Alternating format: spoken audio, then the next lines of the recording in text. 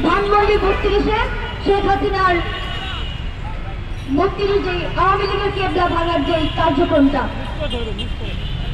শেখ হাসিনার ফাঁসির রায় যেদিন আসে সেদিন আমাদের বিপ্লবী ছাত্র জনতা ধানমন্ডি ৩২ ভাঙার উদ্দেশ্যে রওনা দিয়েছিল। সেখানে ডক্টর ইউনূসের প্রশাসন, র্যাব, আর্মি, পুলিশ তারা বাধা দিয়েছে এবং আমার ভাইদের উপর হামলা চালিয়েছে।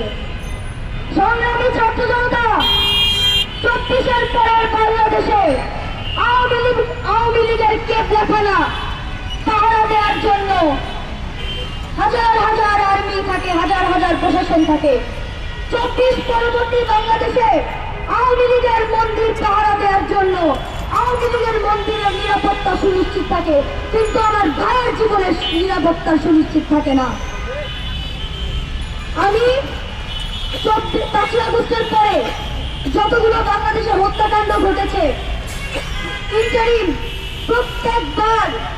প্রত্যেকবার সেই খুনি পালিয়ে যাওয়ার পরে তাদের ঘুষ ফেলে, প্রত্যেকবার তারা বলে যে খুনি ভারতে পালিয়ে গিয়েছে, সীমান্ত অতিক্রম করে ফেলেছে। ২৪ ঘন্টার আগে তাদের তরফ নড়ে না। এটা হচ্ছে মেটিকুলাস ডিজাইন। সরকারের সহযোগিতা ছাড়া তারা কিভাবে সীমান্ত অতিক্রম করতে পারে? ভারতীয় আগ্রাসন বিরোধী যারা কথা বলছে ভারতের আগ্রাসনের বিরুদ্ধে, তাদেরকেই হত্যার শিকার হয়ে যেতে হচ্ছে।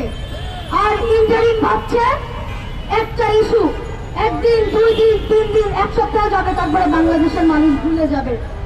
আমি একটি স্পষ্ট বার্তা দিয়ে যেতে চাই, আমরা এই ধারণা এবার ভেঙে দিব।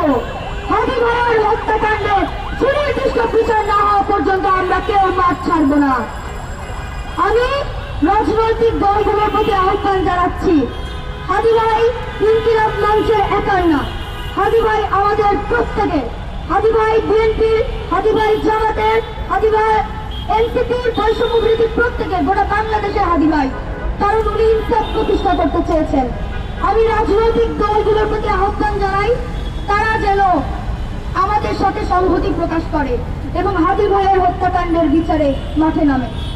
আর একটি কথা আমি গণমাধ্যমদেরকে বলতে চাই, কোন নেতা দেশে আসলো, কোন বিদেশ থেকে নেতৃত্ব পদত্যাগ করলো, কোন রাজনৈতিক দল কার সাথে জুটে গেল, কোন চলচ্চিত্র অভিনেতা কার সাথে বিবাহ বিচ্ছেদ হইল, এইসব দল ছাড়ের আলাপ দিতে আসবেন না।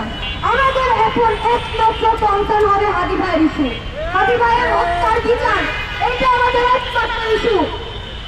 কোন রাজনৈতিক দলের সাথে কে জুটে গেছে এইসব দিয়ে আপনারা মিডিয়া কভারেজ করবেন না। ধন্যবাদ সবাইকে। ইনকিলাব জিন্দাবাদ।